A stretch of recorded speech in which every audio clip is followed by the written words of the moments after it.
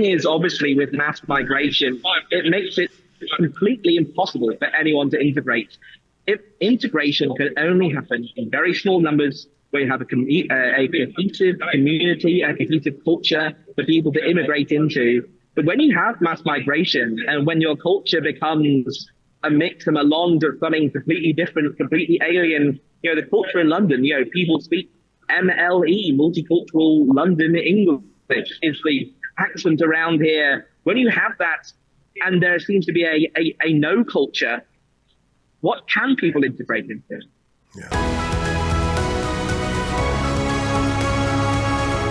Well, I've been traveling to the United Kingdom for years, watching as that country slowly comes to terms with mass immigration, especially mass Muslim immigration, and a phenomenon that can no longer be hushed up. I'm talking about largely Islamic, largely Pakistani grooming gangs, or another way that we would say that is rape gangs. Combine that with other rapes at migrant hotels, and I think the country is starting to rebel. So many different issues jammed into one, including censorship of the very words I just said. Joining me now, on location at a migrant hotel where Brits are protesting, and yet there are counter-protesters in support of the migrants, is Jack Hatfield, a British journalist. Jack, it's great to see you. Thank you for joining us live and on location. Tell us where you are. Yes, I'm right outside the Britannia Hotel in Canary Wharf, which you can see just behind me across the road, where we have police vans and a ring of steel in front of this hotel, where we have protesters who are just on the other side of the camera from me, who've been here since Monday night, making their views clear. Obviously, not all migrants are rapists, and not all Pakistani migrants are rapists, but there are statistics collected in the United Kingdom that show Afghan and Pakistani and Bangladeshi migrants do commit rape at 20, sometimes 40 times the normal national average. This is something that's very difficult to talk about because it sounds on the face of it to be racist. But as Ben Shapiro would say, facts don't care about your feelings. Those are the facts, Jack, or am I wrong? No, you're exactly right. Those are the facts. In comparing British nationals to Afghani nationals, Afghan nationals are 22 times more likely to be done for sexual assault in the United Kingdom than British nationals. Now, I believe it's 59 out of 1,000 Afghans versus 6 out of 1,000 British nationals. And bear in mind, of course, that figure of the 6 out of 1,000 British nationals, of course, includes second-generation Pakistani immigrants.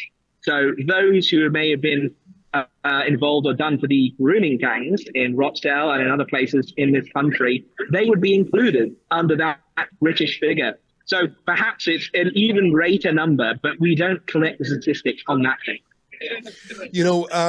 It's not that hard to figure out why, if you go to some of these countries, women are treated as second-class citizens. They're covered from head to toe. In some countries, they're not allowed to go out without their male guardian.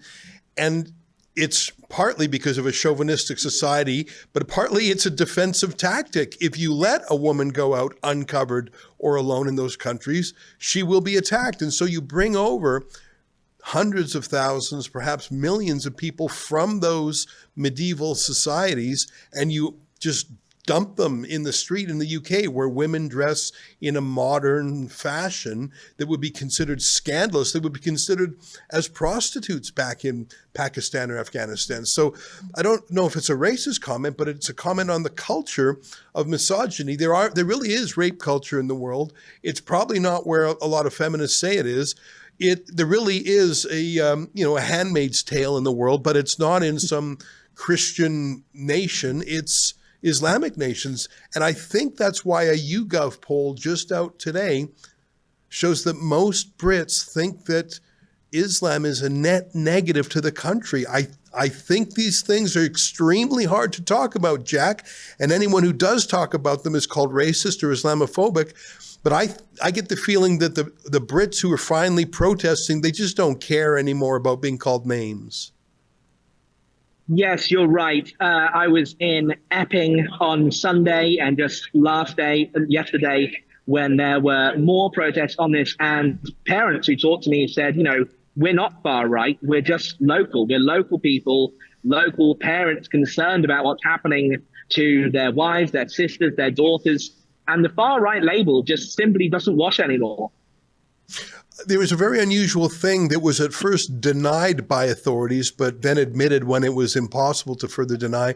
And that was a very strange phenomenon of police escorting in pro-migrant professional protesters. So there's grassroots British protesters against these migrant hotels. And a migrant hotel is when several hundred migrants are placed all in one place. A hotel is rented out in its totality. We have some of that here in Canada too, by the way. And it's almost all men in these hotels. So you can imagine hundreds of Afghan or other young men sexually frustrated perhaps in a certain community. Anyways, Brits were coming out to protest, and the police escorted in left-wing counter-protesters. What's that all about? Why did police do that? Do you think they were looking for some sort of a conflagration so they could use that as an excuse to crack down on the protesters, sort of like a agent provocateur? They wanted a quarrel so they could clamp down on the anti-migrant protests. Yes, obviously we can't say this for certain, but it really did look that way, to the untrained eye.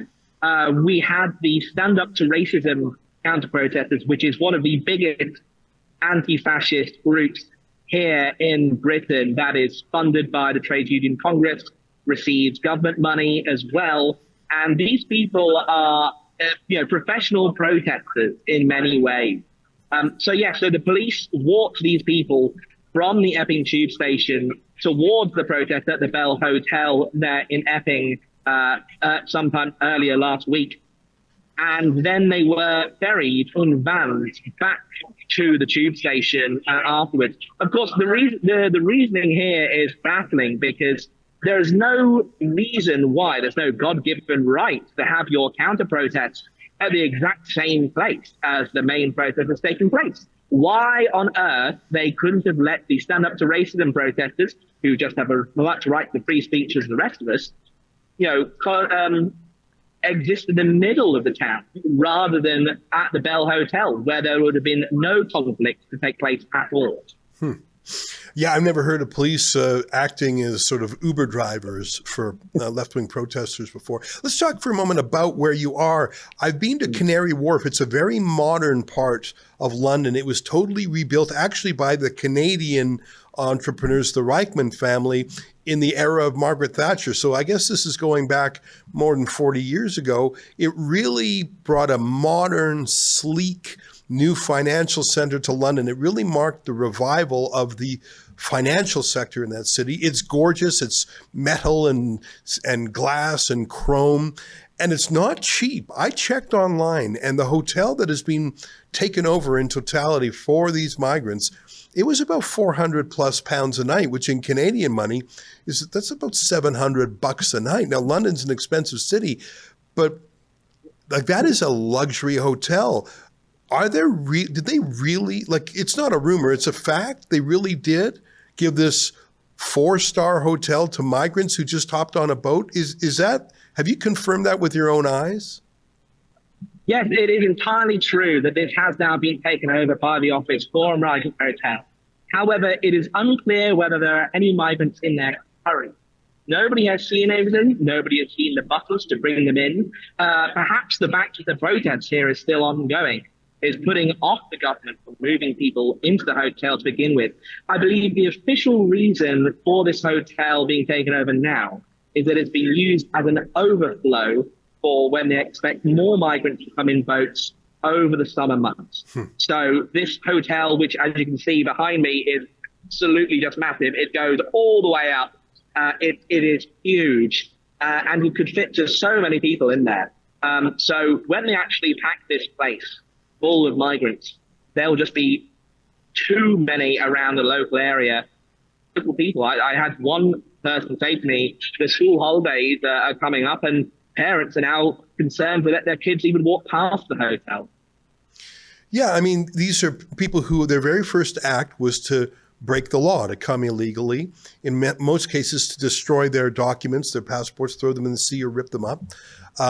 They often don't know the language. They come from places, like I say, that have a inherent hostility to women. And I think many of them have an inherent hostility to the UK itself. I think these are just shoppers. They're shopping around. Most of them came from France, but they get a better deal in the UK. They like the UK. Maybe they like its welfare. Maybe they like the fact that there's a huge pre-existing population of fellow expats from their countries. I don't know why, but I actually don't think any real people believe that these are genuinely endangered refugees. I think everyone knows they're coming to France, which is a safe and lovely country. I just think that this is a real case of the emperor has no clothes. I don't think anyone I think people put up with it for a bit, just out of good humor and good nature, but it's so overwhelming now. And the rapes, maybe they're only being reported more now, and they were covered up before. But I think that's what the spark that lit the fire. Would you say so, Jack? Yes, definitely. The actual protest in Epping happened because an Ethiopian migrant was allegedly sexually assaulted a schoolgirl in the center of town. Now, as you've heard before me, we've been having this a lot today. There are people who drive past and honk to show their support. A lot of black cabs and van drivers, the black cab traditional London taxis, have been supporting the people out here at this protest. But yes, it was a migrant who allegedly sexually assaulted a young girl in the center of Epping, who was then arrested for that earlier this month. And that's what kicked it off there. And that's certainly what's been kicking off more of these things in the rest of the country. We're just seeing now, in the last few hours, more protests break out in Ashfield, in Nottinghamshire, down on the coast of Southampton. There's more protests expected in other places this weekend, for example, Norwich. This is going to continue, especially where asylum hotels are. Now, there was a stabbing of 3 young girls at a Taylor Swift-themed party. This was last year by a man who himself was born in the UK to refugees from Rwanda. He was a convert to Islam, and he took a knife and he stabbed this party, murdered 3 girls, and that kicked off riots and it was a whole meltdown because it was such a shocking and brutal crime. And the government immediately lied about who the perpetrator was. And the government immediately blamed, quote, right-wing influences for the riots. And your Prime Minister, Keir Starmer, set up a 24-hour-a-day court just to bang through prosecutions of people who had talked about this on social media. It was a shocking response to a natural reaction to a shocking crime. Do you think that the regime will try to do that again? Do you think they will come in and try and arrest and try and charge for hate crimes and non-crime hate incidents? Do you think they're going to, it looks like it's spreading. I mean, Portsmouth, but you listen, I think by the time the weekend comes, there's going to be protests at 10 migrant hotels across the UK. What's the government going to do? Because they want to contain this. Yes, I think really, I don't know. I feel that there's a different air, and there's something slightly different than to what happened at Southport. I was there on the ground on the first day of the riots there. Now, it's still a very instinctual, violent reaction to a horrific crime that happened there. Whereas this, where I've been around here at these protests over the last few weeks, the last week or so, it's been so much more peaceful. There have been a lot of angry people, of course, but the level of violence has been very, very minimal. It feels like people have a specific targeted goal, which is get these asylum hotels out of our community. And there have been, as I said, just completely local people and a lot of just, concerned parents who were not really the types to kick off in the way that Southport and some of these other incidents happened. But it all remains to be seen. There could be something else. There could be another incident which means tempers flare once again, and we could be in for another summer of riots. I do think there seems to be, this is the third year now in a row where we've had riots and protests over asylum hotels. There was one in Knowsley and outside Liverpool in 2023. Obviously, Southport last year, which spread. And now here we have Epping, Canary Wharf, Ashfield, Southampton already. Is there something maybe in the British psyche that means we're far more likely to protest in this way, perhaps? Yeah. I think it was you who filmed a mother in Epping saying, "I'm not right wing, I'm just a mum." Was that your video, Jack? Yes, it was. That was Karen McIver, who was the mother of Reform councillor Jamie McIver in Epping. And I believe she herself was a Reform parliamentary candidate. But, just because she stands for Reform, which is now really the biggest normal right-wing party in Britain, does not make her far-right at all. Yeah. There's nothing far-right about supporting Nigel Farage or other people as well in this movement. And she got a lot of criticism for being a member of Reform. But that she was representative, just as representative of many of the local parents as anybody else.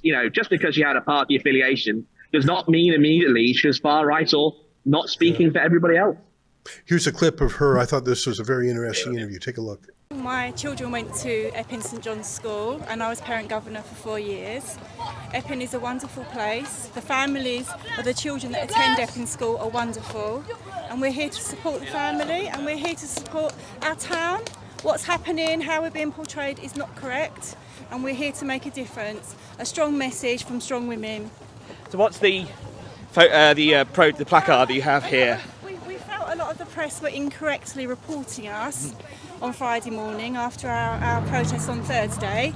And so we just wanted to make it really clear that we're strong women, we're mums, we're sisters, we're aunties, we're parents of the area. So we're just here to support.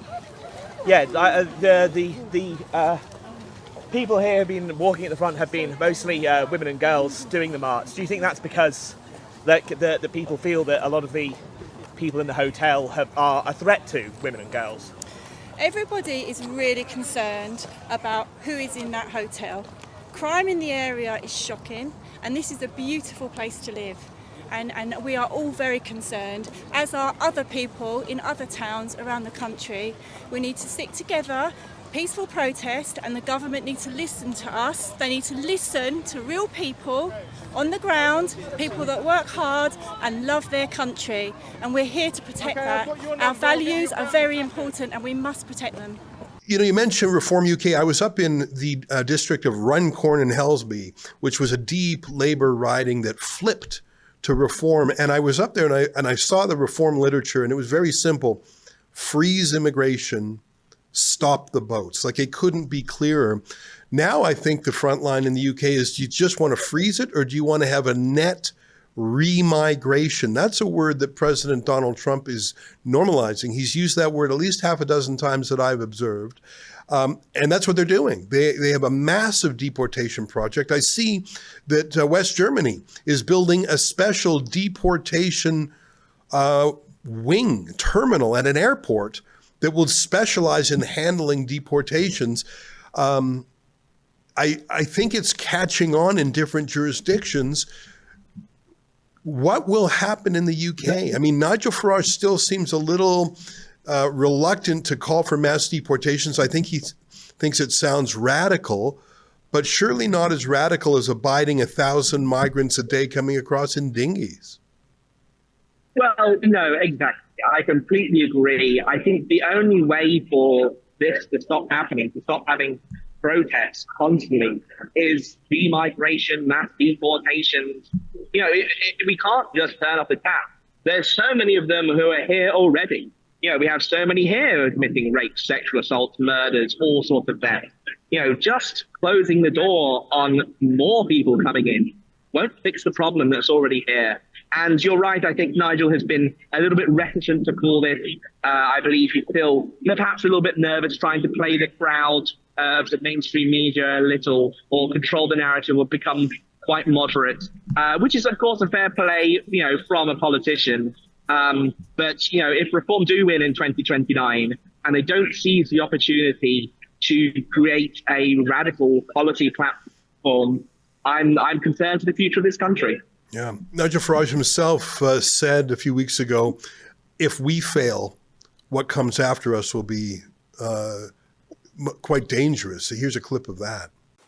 I don't think anybody in London even understands just how close we are to civil disobedience on a vast scale in this country, and I regret saying that. Of course, there were some bad eggs that turned up at Epping. There were the usual far-right thugs. But equally, what about Antifa? Why are Antifa allowed to go to these demonstrations? Nigel Farage there in Westminster in central London, setting out 10 law and order policies that he would introduce. Here's a question for you. Be very generous with your time, Jack. Thank you for that. A few months ago, there were some Pakistani British men in Manchester airport who just beat the living daylights out of some cops, women cops. And recently footage of an absolutely bloodied female cop was finally released. In the first instance, those men were released because a large Pakistani Muslim community said, let the boys go or you're going to have a riot on your hands. And the police absolutely stood down. And I've heard several examples of that. Whereas we've seen extreme policing.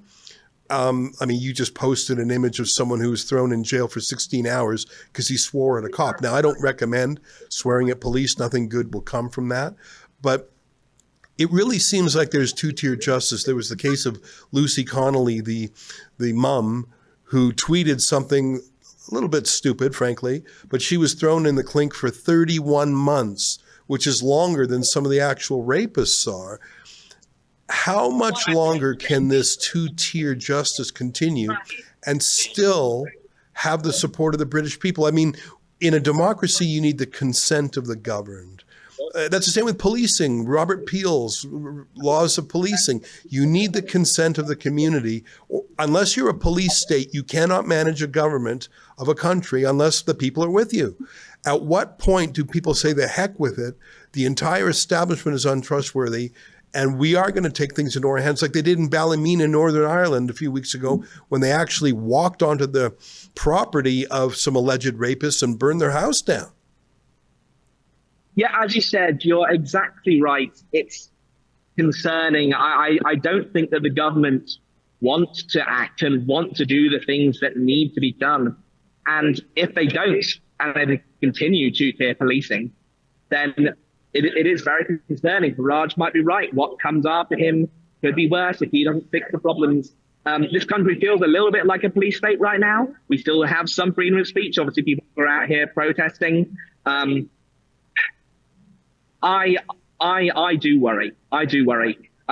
It can't last much longer. Something has got to break, whether that's reform coming into power or something else. I can't predict the future. I do think that in the end, at some point, things will get better. But I have no idea how long it's going to take. Yeah. Jack, whenever I talk about these things, I think of my friends who are Muslim or black or whatever, and I try and make sure that I don't say anything in a burst of emotion that I wouldn't say in conversation with them. And so I acknowledge that not all migrants are rapists. And I acknowledge that, frankly, if I was in some refugee camp in Calais, of course I'd want to come to London. I mean, you actually can't blame someone for taking free stuff. I mean, you absolutely can crack down on someone for the sexual violence, which I think is what's sparking the rage. But I think precisely the tolerance of the intolerable is what has turned people in your country and my country against, quote, normal immigration. I think if we had small numbers of culturally and economically fit immigration that was assimilated and it was patriotic, I think there's a warm spirit in both of our countries that would welcome people. I remember my friend Raheem Jaffer, who came as a baby from Uganda when Idi Amin kicked out all the Muslims. He came when he was 1 year old, and he became a upstanding citizen in Edmonton. He ran for parliament. He loved Canada. I think that what's happened with the mass migration is it has destroyed the social license for, frankly, all immigration. And if I was a minority, if I was an immigrant, I would be furious that I was being tarred not by the cops or by the critics, but by the outrageous misconduct of these fake asylum seekers. Anyway, that's what I would say, is that the government is what's turned the people against immigration. Not that either of our countries is a mass immigration country, but it's been off the hook lately. Yes, exactly. The thing is, obviously, with mass migration, it makes it completely impossible for anyone to integrate. If integration can only happen in very small numbers, where you have a cohesive community, a cohesive culture for people to immigrate into. But when you have mass migration and when your culture becomes a mix and a blend of something completely different, completely alien, the culture in London, people speak MLE, multicultural London English is the accent around here. When you have that and there seems to be a no culture, what can people integrate into? Yeah. Well, I don't know if you know this, Jack, but I'm coming to the UK tonight. I'm hopping on a plane. I'm going to fly overnight, and I'm going to try and see these things with my own eyes. Hopefully I'll bump into you and you can show me around and keep me out of trouble, Jack, or maybe we'll get in trouble together. But I love the UK. I've become a real Anglophile, and I see the mother country, the source of so much of our law and culture and language and history. I see it. I don't want it to fall into ruin. I feel like sometimes we're living in the ruins of a superior civilization that came before us, and that's deeply heartbreaking, like how it must have been in Rome after it was sacked, or in Constantinople after it was sacked. The thing is, in both cases, they tried to defend those cities. In the case of London, they're just opening up the gate. I mean, no Trojan horse needed. They're just letting everyone in. And that's what scares me. I'm so glad I've had a chance to visit the UK while there was still some Britishness left to it. Hopefully we'll be able to keep that. It's a wonderful country, and I love it. Yeah, it is. It is a fantastic country. I do love living here. I'm now in London, and despite it all, it is still a fantastic city. I have so many friends here. It's great. I do love the country that I was born in and the culture and my people and everything that goes with it. And I do think that, eventually, there will be no more of this, multiculturalism, mass migration. I think that will come to an end. It's unsustainable, and there is a bright dawn. But as we all know, the darkest hour comes before it. I hope you're right. I'm also sober enough to realize that Egypt was once a Christian country. Syria was once a Christian country. The whole of the Crusades were to stop the empire of Islam. Istanbul was once the largest, richest, most Christian city in the world, called Constantinople. It is no more. And the Hagia Sophia was once a mighty church. So I hope you're right, but sometimes the pendulum does not swing back.